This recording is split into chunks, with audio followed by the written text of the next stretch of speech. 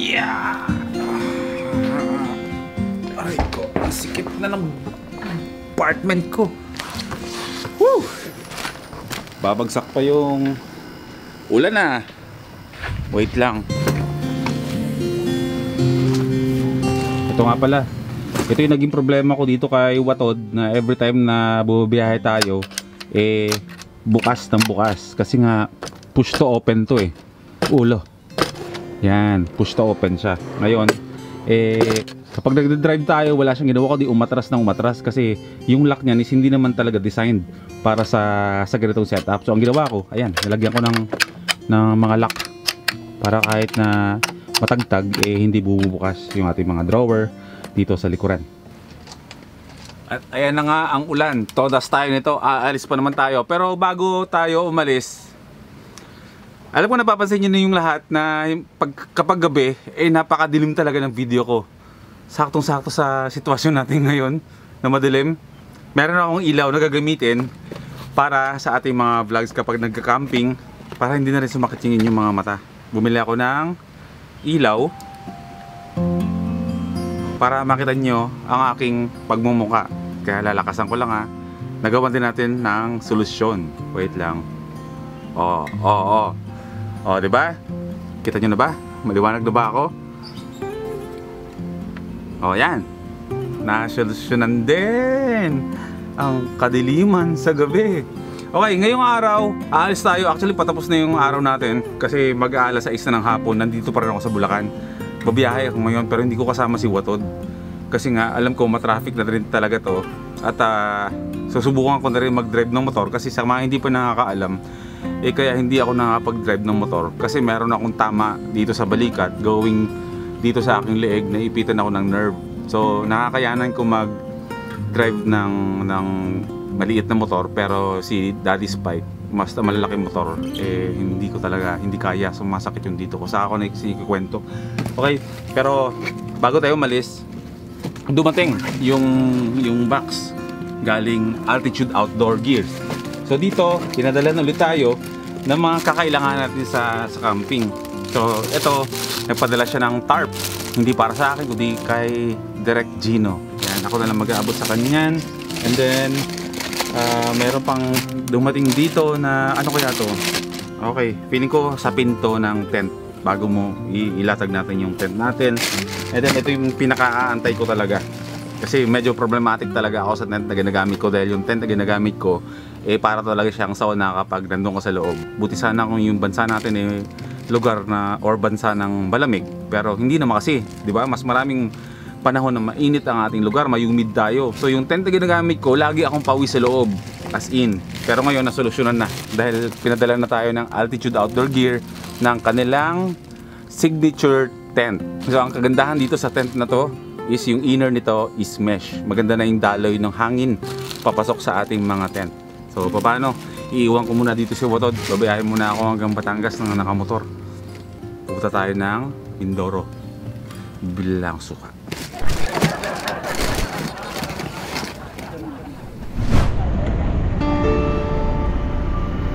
Nag-drive ako mula Bulacan going to Batangas City gamit ang ating Suzuki Avenis. Ito na camper van yun ah. Gulat kayo no?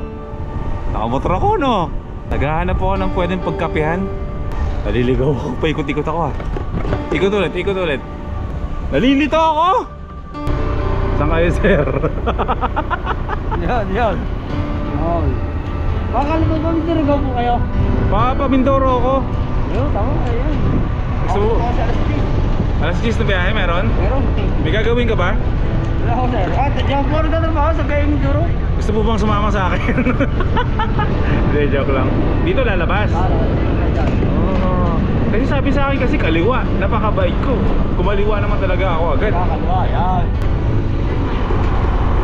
Bait-bait ko eh. Masunurin masyado. Okay. Nagbayad tayo ng 65. Alam nyo na kung saan tayo pupunta. Magkakapila ako sa Mindoro. Gulit kayo, nagmumotor ako ngayon. Bro, anong pangalan mo bro? Hardrial sir. Hardrial? Opo. Napakaganda naman ng pangalan mo. Hindi ka talaga sasama sa akin sa Mindoro? Hindi sir, bilang pa po ako dyan. Sagot ko na yung araw mo. Hindi, joke lang. Pagdating ng Batangas Port, sumakay tayo ng Roro. 2 oras patawid sa isla ng Mindoro. Let's go. Napakaswerte natin. Alas 10 ng gabi. Napakabilis ng barakong sinakyan ko. Suwabe pala dumaan dito ng gabi at tuloy-tuloy lang. Kaysa sa araw, medyo masikip dito. Philippine look feels ah. Okay na sir. Okay na po daw? Side stand na lang po.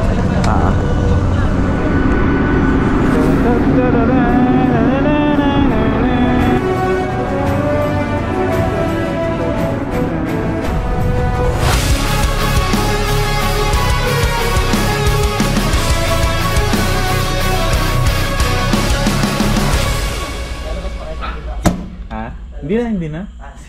Dito na.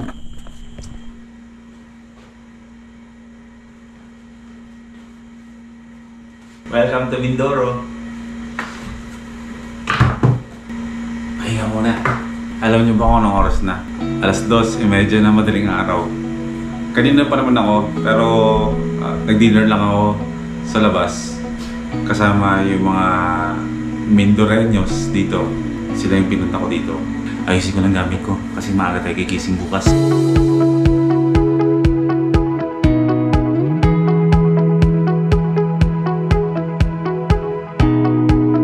Isang napakagandang umaga mula dito sa Calapan City, dito sa Mindoro. Sarap ng tulog ko.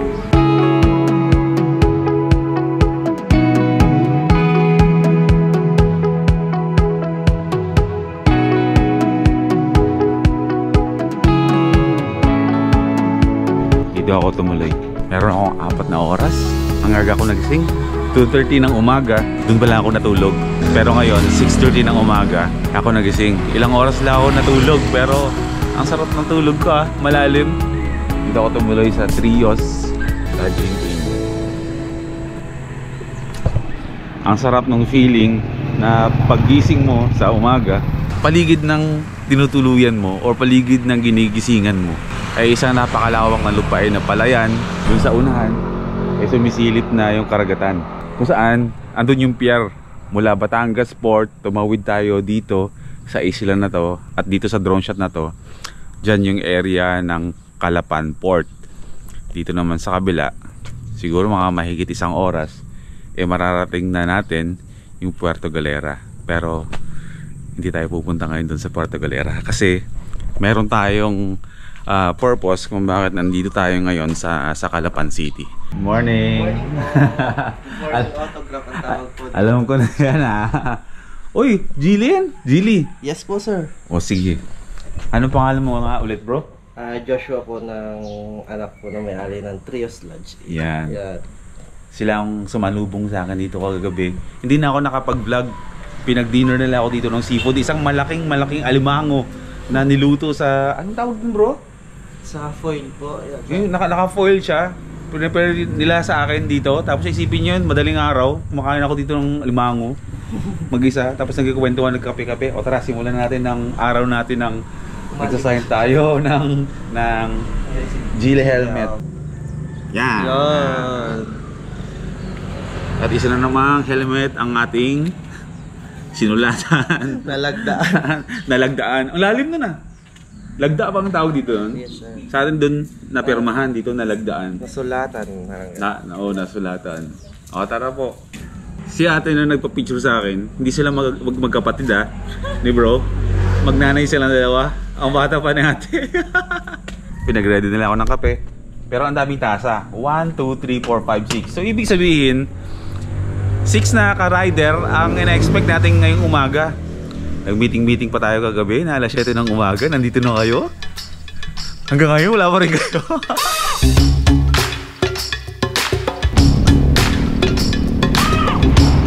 Alright. Silip muna tayo ng dagat. Ilang oras pa tayo bago magsimula yung event na gaganapin ngayon dito sa bayan ng Calapan. Yung mga kasama natin na mga riders dito na mga nagbablog din na sila, sasamahan ako. Punta tayo dito sa pinakamalapit na dagat. Gusto kong makakita ng dagat. Ito ang spot para sa mga ano, camper vans. Ganyan ha.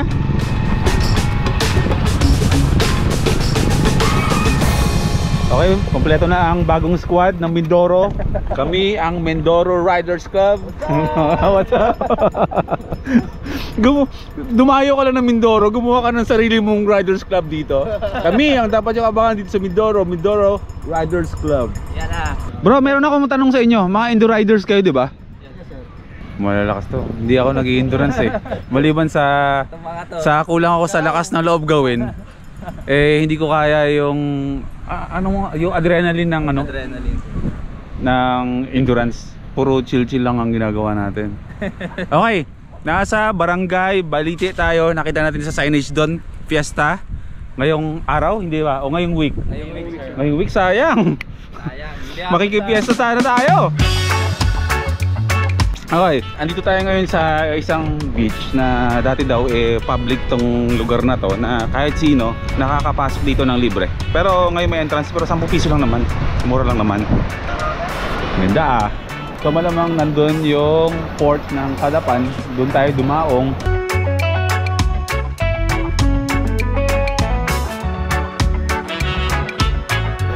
Doon ang galing tayo sa Batangas Port. Yung isla dito sa likuran ko is Batangas pa rin yan. San Juan? Iya. Kumbaga abot tanaw mo yung Batangas kapag nasa Mindoro ka. Request ko lang naman sa kanila kagabi pa na sabi ko, pasilip lang ako ng dagat ninyo. Gusto ko lang ma-relax. Kahit anong pagod ko, kahit anong stress ko sa biyahe, kapag ako ay nakasilip ako ng dagat, wala na. Recharge na ako.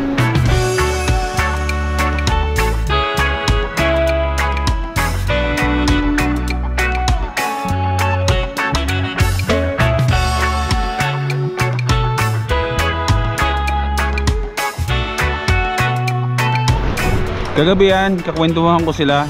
Nagbabrowse kami ng mga lugar dito sa Mindoro na yung syempre alam nila na bumabiyahe tayo, mahilig tayo sa mga adventures. Kagabi pinapakitaan nila ako ng magagandang mga dagat, magagandang mga ilog dito. Diyos ko, ito na naman, nung nakita ko yung mga ilog na napakalinis sa mga ilog nila dito, nag-pop up na naman sa isipan ko na itawid ko kaya yung camper van ko dito pagkatapos ng Philippine Loop.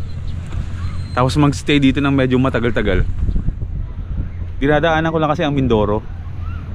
Hindi ako nagkaroon ng chance na magstay dito tapos mag-explore. Sige.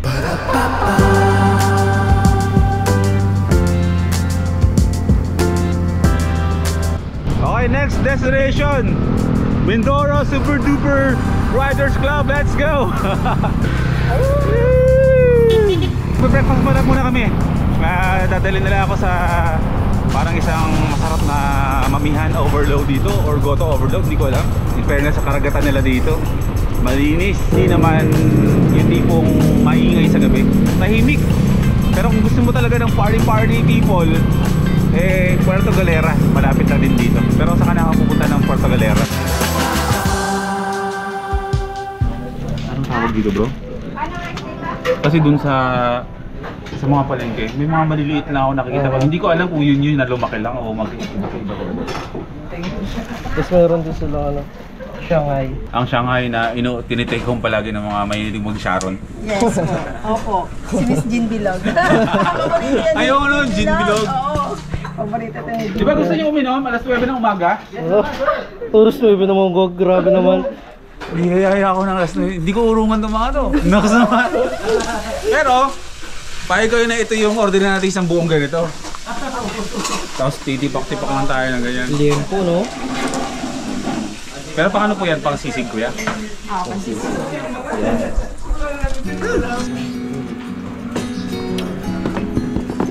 Oo nga, hindi siya ganun kalapot. Ay, are, ang lumay. Lumay? Are, ang lumay. Ang ganda ng accent ng mga Batanggenyo. Oo. Pero naranasan ko lang yung ganun. Order ako ng lomi. Tapos ilang minuto lang sinerve na. Sabi ko, alam ko na, ininit. Breakfast muna ang Mindoro Super Duper Riders Club dito. Yes, sir! Nasa Masagana Pansiteria kami. Kami umorder kami ng lomi. Loming Batangas. Pero gawang Mindoro. Yan na. So ang kinaibahan, tinanong ko lang din naman, ang Batangas na Lomi, malapot talaga. Dito, tama lang. Pero sa nakikita ko pareho lang naman sila ng ano ba? Laman. Laman. Ang pagkakaiba na lang yan, kung paano mo siya i-appreciate. First bite. First Thank bite. you, Lord. Thank you, Lord. Gusto naman magapon. Pinahapunan, pumunta na ako ng event. Ito talaga ang dahilan kung bakit tayo tumawid na mabilisan sa Mindoro. May mga kaibigan din talaga ako dito at nagkita-kita kami ulit. At bago nagsimula ang selebrasyon, nagkaroon ako ng chance na maiikot ang buong syudad ng Calapan. Nagkaroon muna ng motorcade bilang parte ng anibersaryo ng Mindoro Riders Hub.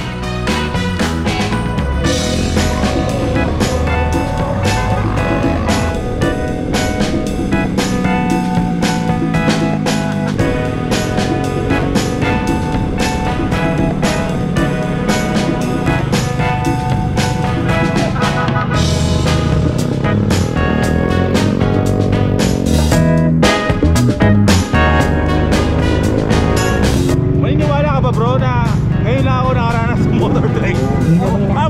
Motorade? Ano? Motorcade? Kita mo? Hindi ko pa alam anong tawag.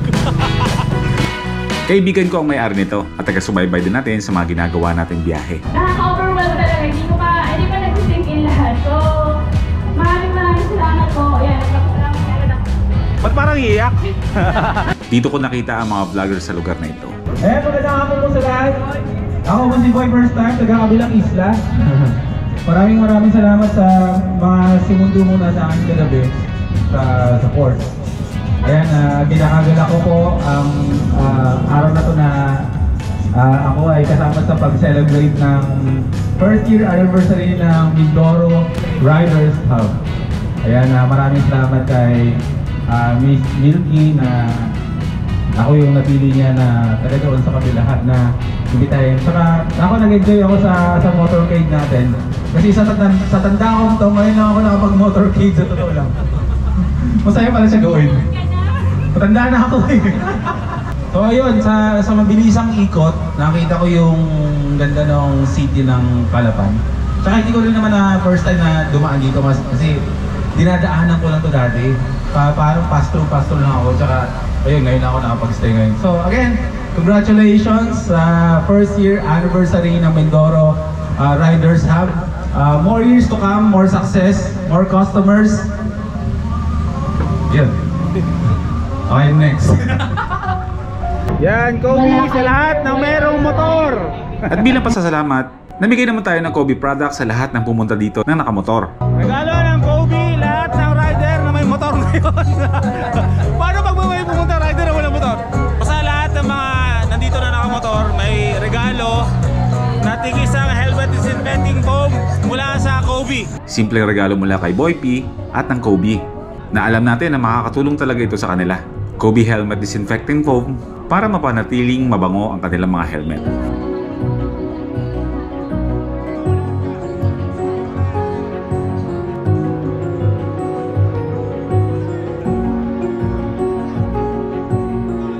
Again, maraming salamat Mindoro Riders Hub sa pag-ibita sa akin sa ika-isang taong anibersaryo ng inyong shop at magkikita-kita naman tayo ulit. Sana nag-enjoy ka dito, Boy First Time. Oo bro, nag-enjoy ako. Kinagabihan, diretso na ulit ako ng pier para tumawid ng Batangas. Bye-bye! Bye-bye, sir. Thank you. Maraming salamat. Ano kayo dito, sir, sa Mindoro? Motogipit. Magkikita tayo next month. Next month. Pabalik tayo dito. Pauwi na tayo ng Laguna muna. Pero bukas ng umaga nasa Bulacan na tayo. Sabi ko kasi bro parang nautusan lang ako bumili ng suka dito Dumating nga dito, nakapambahay lang. Feeling ko nagpi-Philippine loop na ako. Pero ganito rin yung pakiramdam kapag nagpi-Philippine loop. Yung wala naka-araw pero nakasakay ka pa rin sa motor mo. Ilang linggo na lang at Philippine loop ko na. Pero habang naghahanda, ituloy pa rin ang ating mga van life episodes. At babalikan natin yung van life na yan pagkatapos ng ating Philippine loop.